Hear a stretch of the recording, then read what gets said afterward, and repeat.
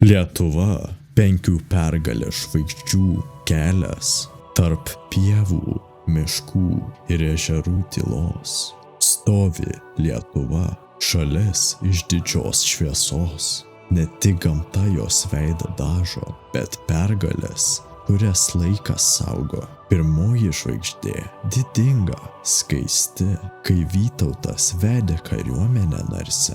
Žalgirio mūšis ne tik pergalė žemės, tai laisvės įrodymas, širdžių be grandinės. Kryžiuočiai griuvo, jų galybė baigta, tauta tapo stipri, laisva, nedrausta.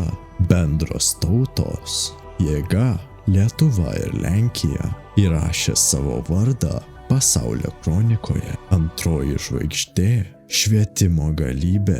Kai spindėjo Vilniaus universitetas lyg saulė, Mažvydas kalbėjo gimtąja kalba. Pirmoji knyga – tai tarsi tautos malda. Radvilos statė pilis ir švietė mintis. Lietuvių protas pakilo į viršų iš širdies gelmės. Mokslas ir menas, tvirtovė tautinė, išlikti kultūra, pergalė amžina. Trečioji žvaigždė – laisvės žodžio galia.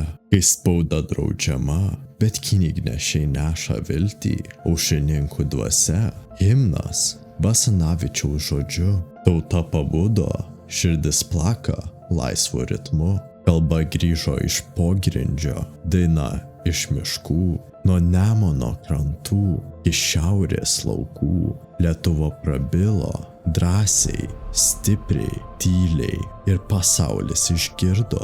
Mes dar gyvi, mes sveiki.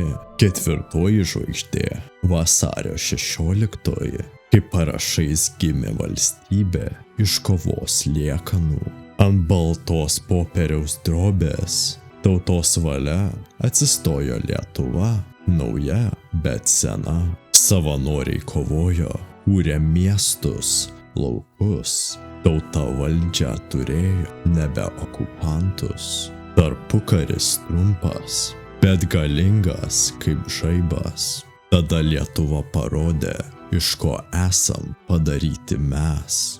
Penktoji žvaigždė – atgimimo žaizdras. Kai žlugo geležinė uždanga, griuvo priespaudos sienos. Kovo 11 viltis tapo tikrove.